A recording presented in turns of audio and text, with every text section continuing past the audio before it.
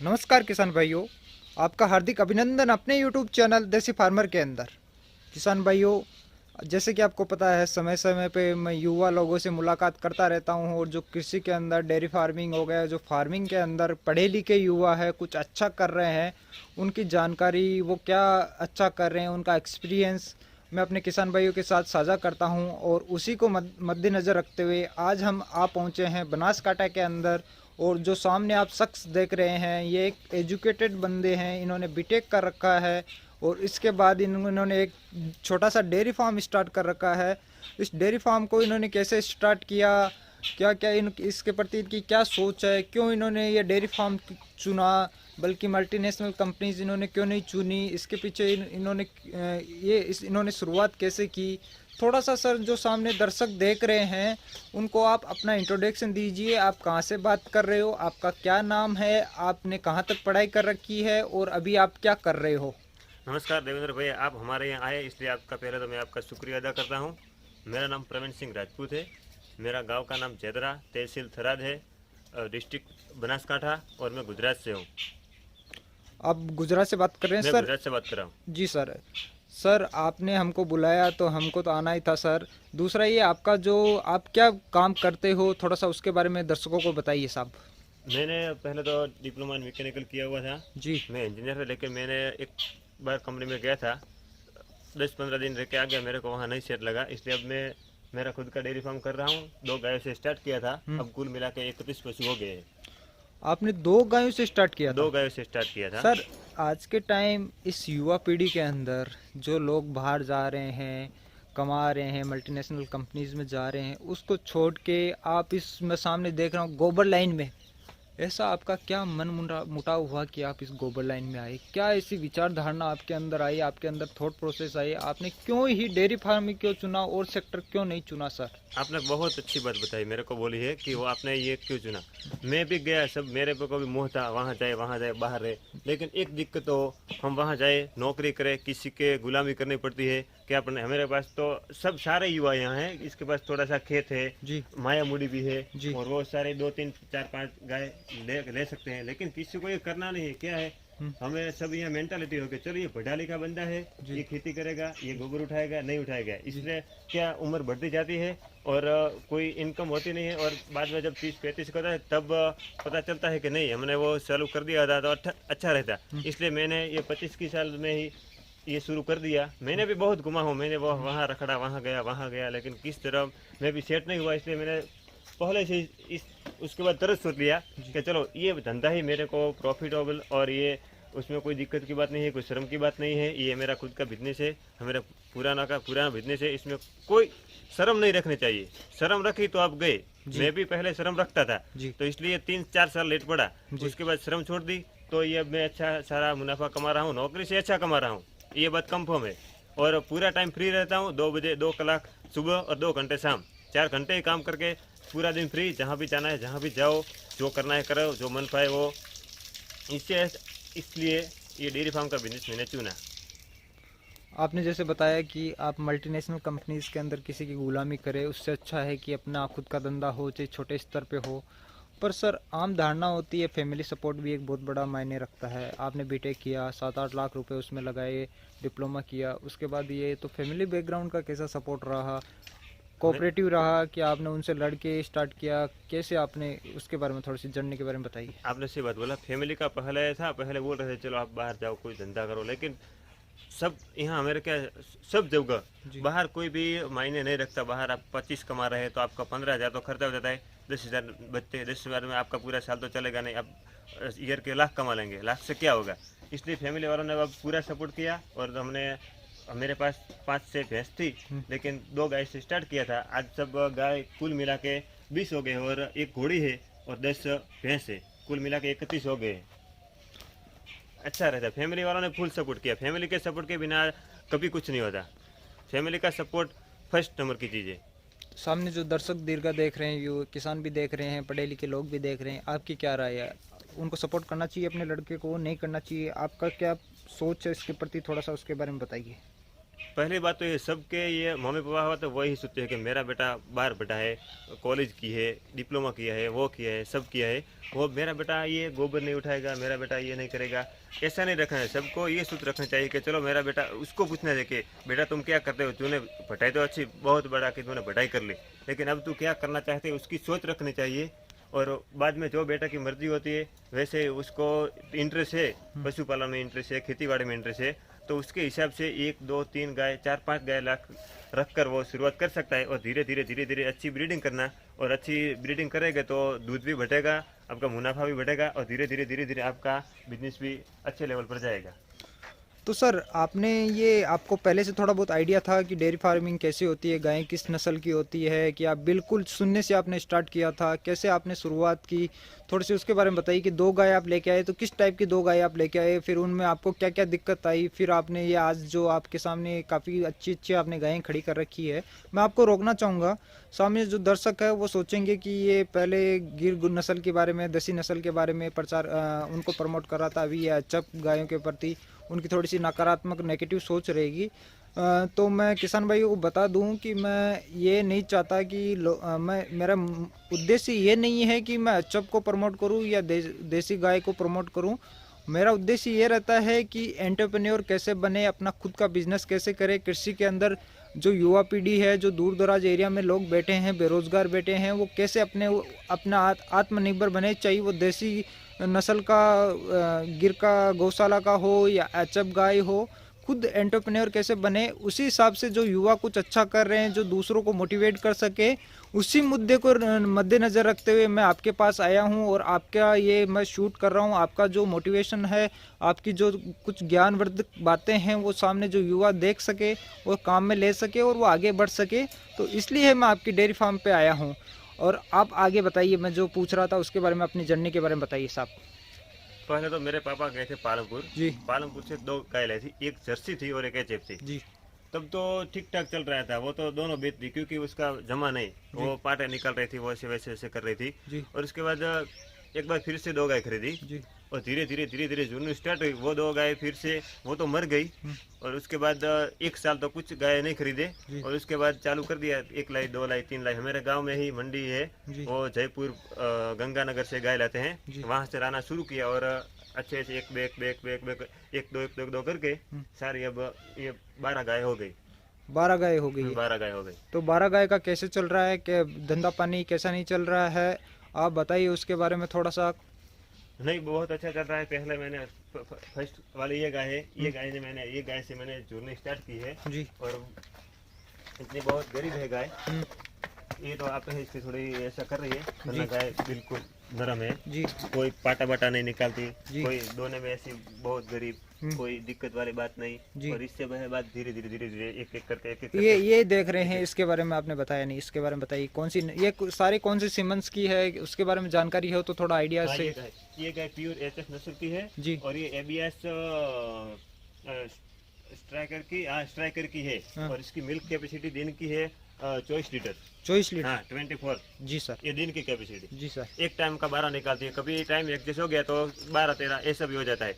आगे चलते हैं, आगे बताइए सर। ये गाय पहले लाई थी, ये गाय की मिल्क कैपेसिटी है 20 लीटर। 20 लीटर। हाँ, प्रतिदिन 20 लीटर। और आगे चलते हैं, आगे देखिए ये सर। है प्योर एचएफ एबीएस की, एडिडास की।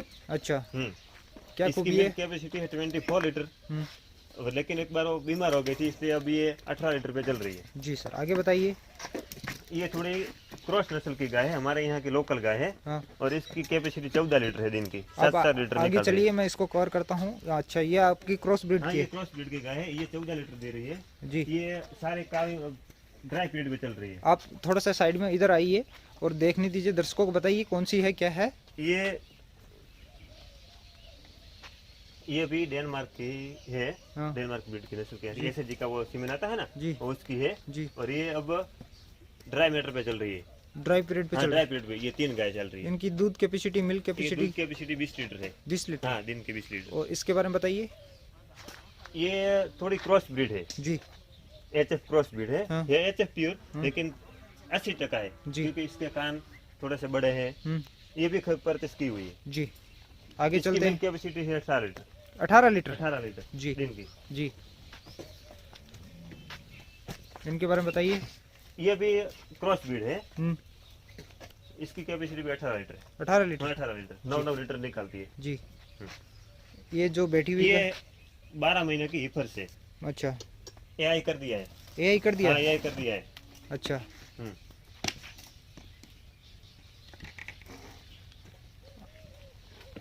इनके बारे में बताइए।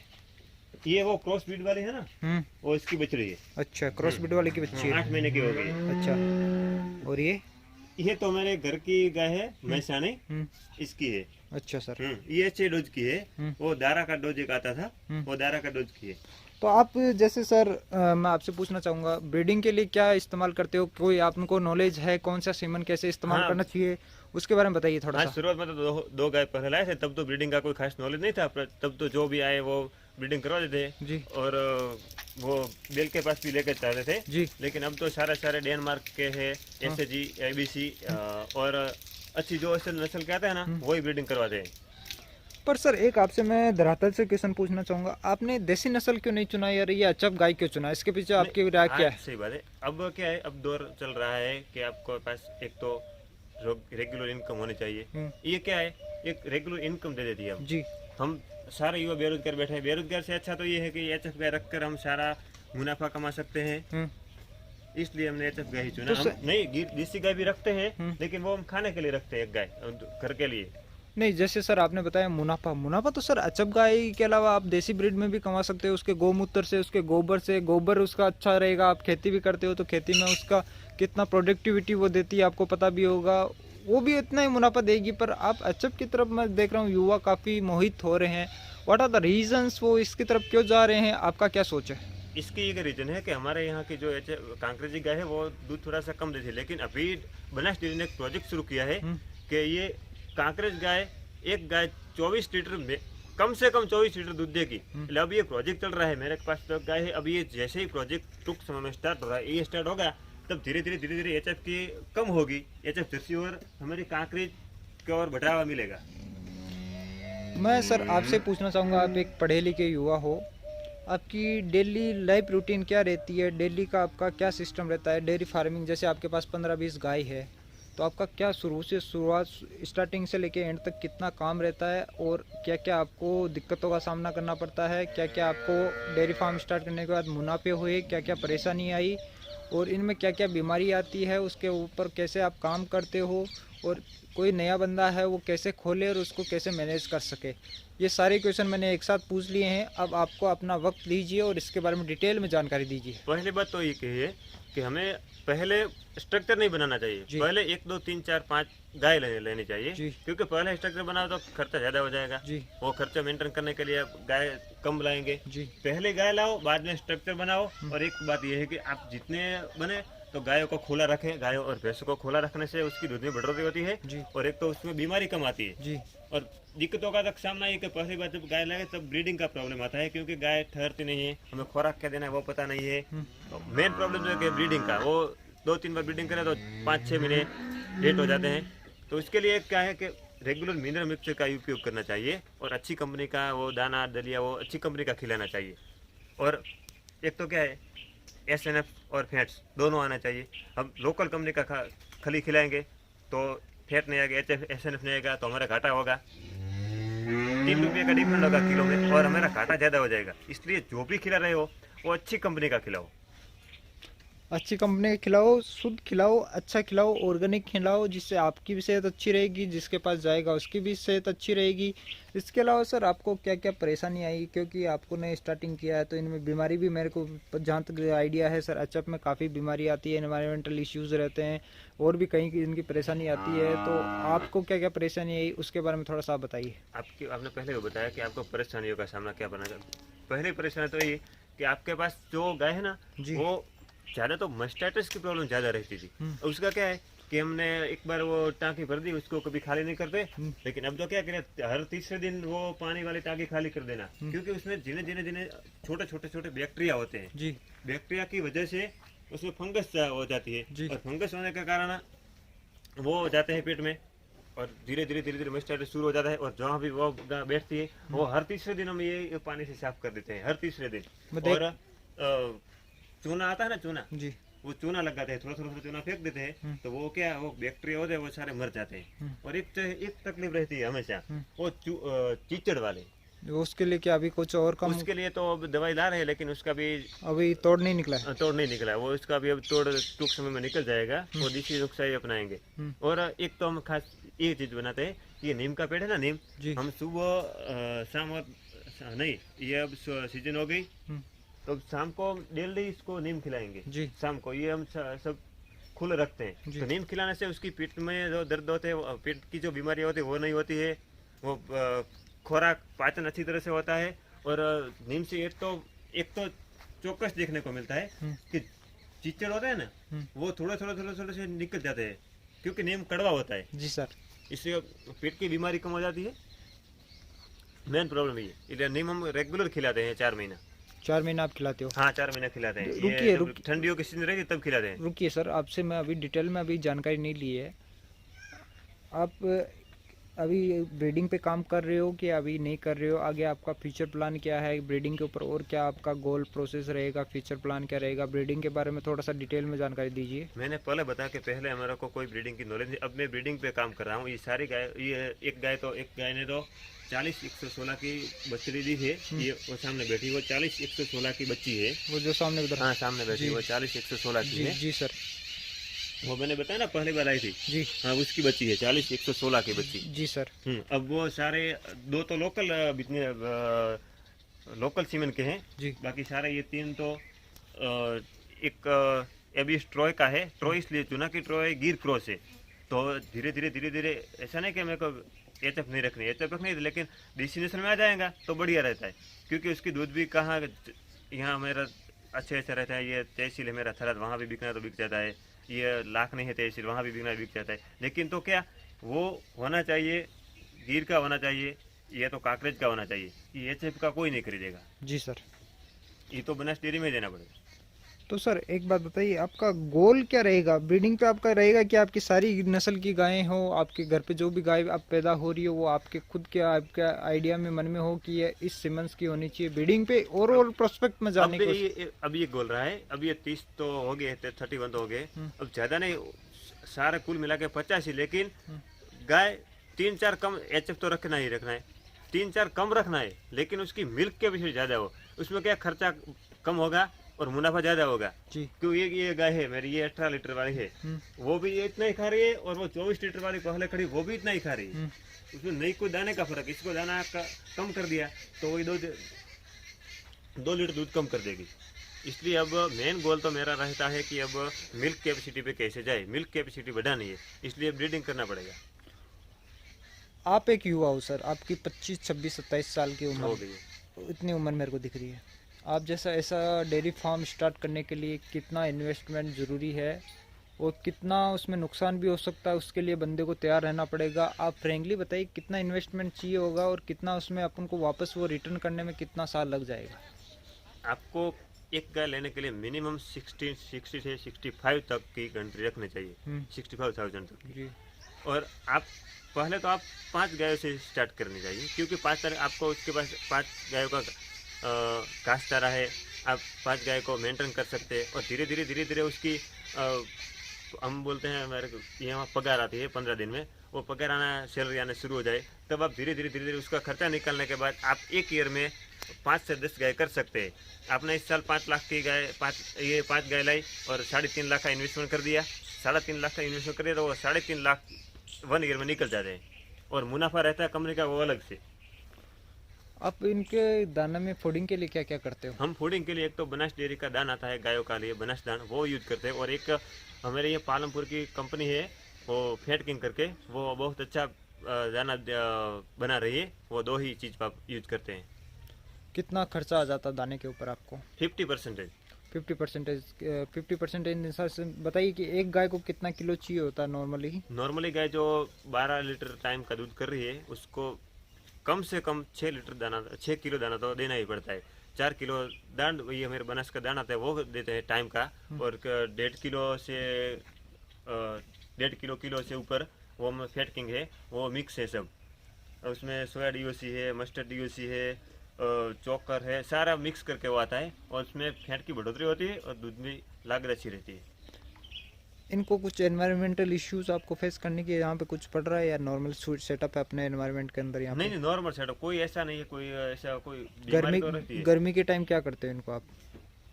गर्मी के टाइम तो हम तो सुबह नहला लेते हैं और बाद में उसको खुला छोड़ देते हैं। हमारे यहाँ छाया बहुत है, इसलिए सारे यहाँ जो घूमना है वहाँ घूमे और जहाँ बैठना है वहाँ बैठे। दिक्कत रहती है गर्मियों में, थोड़ी दिक्कत रहती है। वो एक एडिडास की है, वो थोड़ी बहुत गर्मी ज़्यादा मानती है। एक मेरा, आप पढ़े लिखे हो, आपसे मैं छोटा सा अनुरोध करूँगा। अच्छा चल रहा है ठीक, आपका एंटरप्रेन्योर, आपका धंधा पानी, आपकी रोजी रोटी है, चल रही है सर।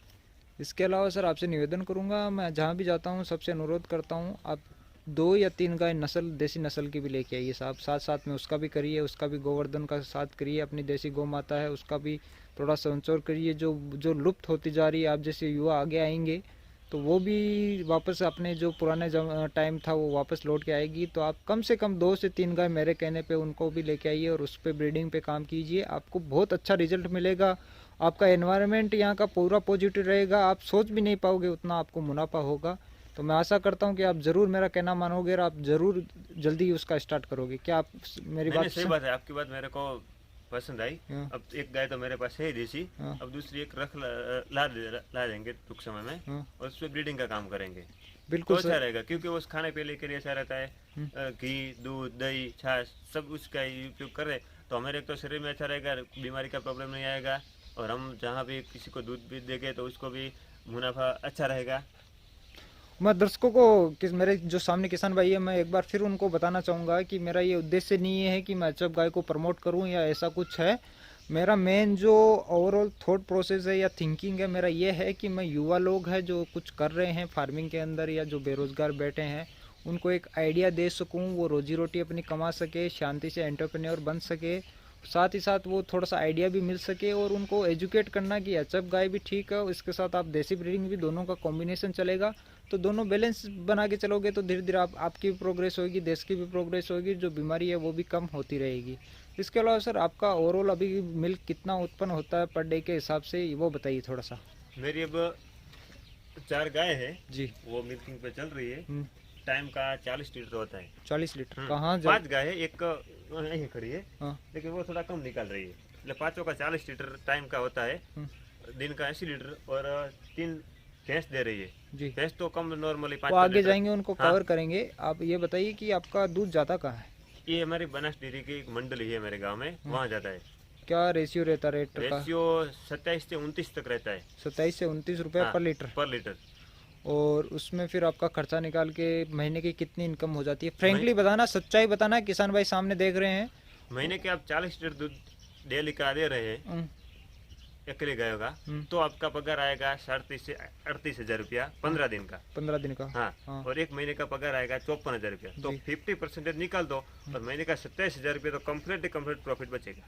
और वो उसका बोनस वोनस वो अलग है? बोनस तो अलग, बोनस तो वो 15% आता है, 20% आता है, एवरेज 17-18% बोनस रहता वो है। गोबर है इसका वो अलग है जो? हाँ, गोबर तो है ही, तो मैं हमारे खेत में ही डाल जो देते हैं। ब्रीडिंग के बच्चे पैदा हैं वो अलग है, उसकी वो अलग है, cost वो अलग। मुनाफे तो अलग रहते हैं। अच्छा। और इसके अलावा सर आप कुछ शेड वेड बनाने की सोच रहे हो कि ऐसा ही भी खुले में रखने का आपका क्या विचार नहीं, है? शेड बनाने का, लेकिन शेड के लिए यहाँ जगह नहीं है, इसलिए ये नेपियर खड़ा है ना, वहाँ नेपियर, वहाँ शेड बनाने की सोच रहे हैं हम। वहाँ सोच रहे हो, पर आपका ये आइडिया मेरे को भी काफ़ी अच्छा लगा सर। एकदम देसी तरीके से आप छोटे स्तर पे काम कर रहे हो। जो सामने किसान भाई देख रहे हैं या जो छोटे युवा देख रहे हैं, वो अचानक क्या करते हैं, बहुत बड़ी गलती कर देते हैं। 10 लाख 20 लाख 30 लाख इन्वेस्ट कर दिया, उनको आइडिया भी नहीं रहता कि मेंटेन कैसे करते हैं, ब्रीडिंग पे कैसे काम करते हैं, क्या क्या गाय में प्रॉब्लम आती है। अब जैसे आप हो, आपको 2 से 3 साल हो गया है, खुले में रख रखा आपने, कोई बात नहीं, छोटे स्तर पर है, पर आपको एक नॉलेज हो गया, आपको बेसिक नॉलेज हो गया, धरातल से आइडिया लग गया है कि गाय का कैसे रख रखाव होता है, कैसे पालन होता है, क्या क्या परेशानी आती है, कैसी कमी हो रहती है, इनको एनवायरमेंटल क्या इशू रहते हैं, सारी जानकारी हो गई। अब आप शेड बनाओगे तो आप उसी हिसाब से, उसी एनवायरमेंट को ध्यान रखते हुए बनाओगे कि इनमें क्या क्या परेशानी आती है, क्या कैसे शेड मेरे को डिज़ाइन करना चाहिए, किस टाइप से रखना चाहिए। तो सारा ओवरऑल कंप्लीट इन्फॉर्मेशन आपको मिलेगी और उससे आपका जो आपका डेयरी फार्म है वो आगे प्रोग्रेसिव होता रहेगा। तो आपका क्या थॉट प्रोसेस है इसके प्रति? पहले हमारे यहाँ सब जो शेड बनाते हैं ना, वो कम हाइट वाले होते थे। अब तो ये तो पता चल गया कि जो शेड बनाना है वो हाइट ज़्यादा रखनी है। हाइट ज़्यादा रखने से वो गर्मी कम मानती है। जी। तो अब यहाँ शेड बनाना है, शेड तो बड़ा नहीं बनाएंगे, शेड छोटा ही बनाएंगे, क्योंकि हमारे पास शेड तो ओनली फॉर ये ठंडी की सीजन आती है उसके लिए, क्योंकि जो ये विंटर सीजन आती है उसमें तकलीफ रहती है।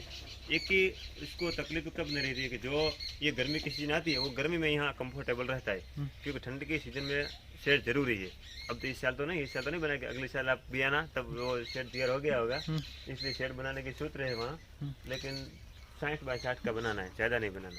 60 बाय 60 का बनाना है 60 आपको। बाय 60 का बनाना। आगे चलते हैं साहब, आप बताते रहिए, आप काफ़ी अच्छी जानकारी दे रहे हो, काफ़ी यंग होके भी आपने काफ़ी अच्छा बड़ा एकदम जो कर्ज वाला डिसीजन लिया है कि आप फार्मिंग लाइन में आए हो, डेयरी फार्मिंग में आए हो। आपकी गायें, आपका ये नेपियर घास भी इधर दिख रहा है, नेपियर खड़ा हुआ है, ये इधर नेपियर है, इन गायों के लिए आपने ये बना रखा है। एकदम ऑर्गेनिक है सर, इसमें क्या है? नहीं प्योर ऑर्गेनिक, कोई ये तो प्योर ऑर्गेनिक, इसमें नहीं कोई एरिया बेरिया कुछ नहीं दवा लगाई है, सारा ऐसा ही।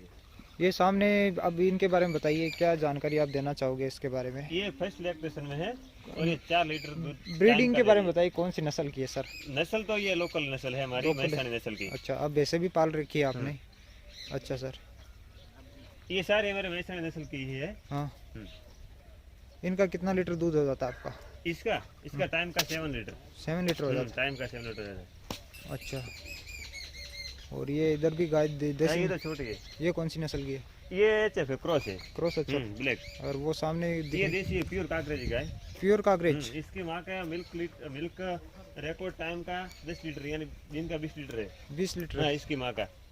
तो सर ऐसी नस्ल के बारे में थोड़ा सा आप इस पे भी प्रोग्रेसिव काम कीजिए मेरे से। आप नहीं, अब काम करेंगे, अब हम देसी पे भी काम करेंगे। अब हाँ। देसी के भी काम करने का मेरा भी सोच है। हाँ। अब देसी पे काम करना है। तो इसके बच्चे कहाँ हैं? अभी पाल रखे नहीं, हैं? ये तो अब एआई करवा दिया है, 4 महीने प्रेग्नेंट है। कौन सा सीमेंट लगाया है इसमें? इसमें तो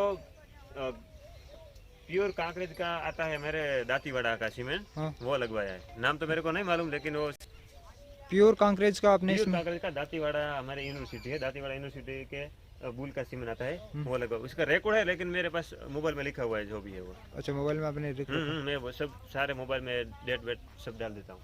और बताइए सर, और क्या आप जानकारी देना चाहोगे जो मेरे से रह गई थोड़ा और सा? तो एक बात तो ये है कि हम सारे पशुपालन रखते हैं, वो एक दिक्कत की बात है जी कि चारा जी बहुत खरीद से लाना पड़ता है। जी। इसलिए आप थोड़ा जितनी आपके पास ज़मीन है उसके हिसाब से आपको नेपियर लगा देना चाहिए। नेपियर क्या है, पूरे 24 घंटे 12 मास आता है, जी। इसलिए लागत कम हो जाती है किसान की, और फार्मिंग में मुनाफा ज़्यादा होता है। कुछ खाने वाने में तो प्रॉब्लम नहीं आती गायों को, ऐसा कुछ है? नहीं, कटर मशीन चाहिए। नहीं, पचने में उनके पास? ओहो, बहुत बढ़िया, इतना तो मीठा आता है, 18 से 20% प्रोटीन आता है, फाइबर आता है, फाइबर आए वो पाचन होता है। किसी भी जो चीज़ फाइबर वाली हो वो तो पाचन हो जाती है, क्योंकि उसमें रेशे आते हैं जी। और एकदम ये हरा हरा है, तो विटामिन ज़्यादा मिलेंगे और पूरे मिनरल से भरा हुआ होता है। ये इसकी कितने साल का था? 1 साल का, 2 साल, 3 साल? एक बार लगाने के बाद मैं इसको लगाने के 1.5 साल तो हो गया है, लेकिन ये सारे बोलते हैं कि 6-7 साल आता है, लेकिन कम से कम 5 साल मान के चलो। 5 साल? हाँ, अच्छा, 1.5 साल तो हो गया है इसको लगाने, जी। 5 साल मान के चलो। अब और क्या देते हो गायों को हरे चारे के अंदर? नहीं, अब तो ये नेपियर है और थोड़ा मेरा सूखा घर का चारा था वो डाल रहे हैं, दोनों ही। दोनों डाल? हाँ, दोनों डाल रहे हैं, एक टाइम सूखा और एक टाइम हरा। लेकिन अब सूखा समाप्त हो जाएगा तो ये हरा पे ही काम चलेगा, क्योंकि ये नेपियर सारा बहुत लगाया हुआ है। जैसे आपसे मैं कैमरे के पीछे भी बात कर रहा था, आपका फ्यूचर प्लान काफ़ी लंबा चौड़ा फ्यूचर प्लान है। थोड़ा सा मोटा मोटी शब्दों में आप बताइए कि आगे और भविष्य में क्या आप अचीव करना चाह रहे हो, क्या टारगेट्स आपके? भविष्य में अब तो मेरा 50 का टारगेट है, 51 तो हो गए हैं, 50 हो जाएगी बस। बाद में नहीं, बाद में मैंने बोला ना, मैं थोड़ा रखेंगे लेकिन मिल्क कैपेसिटी बढ़ाएंगे। जी। पशु बढ़ाने से कुछ नहीं होता। पशु तो ये 31 हो गए, इतने रखो तो भी अब मैं खुश हूँ, लेकिन अब मिल्क कैसे बढ़ाए इस पे काम करेंगे हम। और देसी नस्ल पे काम करोगे? देसी ना 100%, वो देसी तो 1-2 रख देंगे, क्योंकि देसी अभी इसमें भी अच्छा सीमेंट लगाया हुआ है। और ये पूरी हमारी दातीवाड़ा यूनिवर्सिटी में आती है, वो डोज बहुत बढ़िया, उससे डोज लगाया हुआ है। इन्हीं शब्दों के साथ सर इस वीडियो को यहीं खत्म करना चाहेंगे। आगे आपके पास घोड़ी भी है, मैंने देख रहा था सामने। हाँ, घोड़ी है ना, घोड़ी रखी है। घोड़ी रखी है। और क्या क्या शौक है आपको सर? घुड़सवारी का शौक है? घुड़सवारी का शौक है ना, अब 2 घोड़ी लानी है और 2 घोड़ी लानी? 2 घोड़ी और लानी है। और कुछ छूट गया या जो बताना चाहो आप बता सकते हो? क्या आप मोटिवेट करना चाहोगे? आप जैसे यंग जनरेशन लोग हैं जो 10-10 15-15 हज़ार रुपये में काम कर रहे हैं, आपने अपना एंटरप्रेन्योर का ज़माने में आपने खुद का धंधा खोला है, आप क्या राय देना एक चाहोगे? बात है, हमारे यहाँ शर्म हम्म, शर्म बोलते हैं, हम्म, वो बहुत है। मैं यहाँ अब पढ़ा लिखा हूँ, ये धंधा कर रहा हूँ, तो सारे लोग क्या बोले, ये इतना घुमा इतना रखड़ा, वहाँ गया दुबई में, दुबई भी जाके आया हूँ, दुबई में 27 डे रह के आया, वहाँ मेरा को कोई सेट नहीं, मैं रिटर्न आ गया। लेकिन रिटर्न आने के बाद क्या होता है, उसके मम्मी पापा सपोर्ट नहीं करते हैं, वो उसको डांटते रहते हैं, तूने किया नहीं, तूने कुछ नहीं किया। लेकिन मैं एक ऐसा बंदा हूँ कि मैं भाग्यशाली हूँ कि आज तक मेरे मम्मी पापा ने मेरे को कुछ नहीं बोला। मेरे पापा ने भी नहीं कि पापा तो डांटते हैं, तुम यार इतने पैसे बिगड़ के आए। पहले तो मैं मेरे पापा को धन्यवाद कहना चाहता हूँ, किसी उसने आज तक मेरे को कोई डांटा नहीं है, इसलिए मैं आज इस मुकाम पे पहुंचा हूँ। ये 31 पशु हो गए, ये डांटा होता तो नहीं होते, वो कि मैं गाँव में जाकर बैठता, जी कुछ काम धंधा तो करता नहीं। जी इसलिए जो रखना है कम पशु रखे और अच्छी मिल्क कैपेसिटी वाला लाए, तो उसमें क्या, जो भी किसान 10 रखेगा वो 5 रखेगा, उससे मुनाफा बढ़ेगा। और लास्ट में ये कि सोसाइटी क्या कहेगी, लोग क्या सोचेंगे शर्म नाम की? हाँ, वही मेन चीज वही है वो कि उसको आपको शर्म छोड़नी चाहिए। शर्म दरकिनार छोड़ोगे करना तो पड़ेगा। कमाओगे। आप जो धंधा कर रहे हो उसको तन मन धन लगने उससे लगना पड़ेगा, तभी जाके आप सक्सेस हो आप पाओगे। शर्म छोड़ोगे तभी कमा पाओगे, तभी कुछ करोगे। आपके पास जितने तक आपको मेरे को थी ना, मैंने स्टार्टिंग में बताया कि मैं शर्मा रहा था कि मैं ये धंधा करूँगा, वो क्या बोलेगे, मेरे मित्र क्या बोलेगे, मेरे मित्र वो फॉर्चूनर लेके घूम रहा है, मेरे मित्र वो स्कॉर्पियो लेके घूम रहा है, वो मेरे को ये बोलेगा। ये मन में से निकाल देना चाहिए, जी तभी आप कमा पाओगे। बिल्कुल बिल्कुल सर।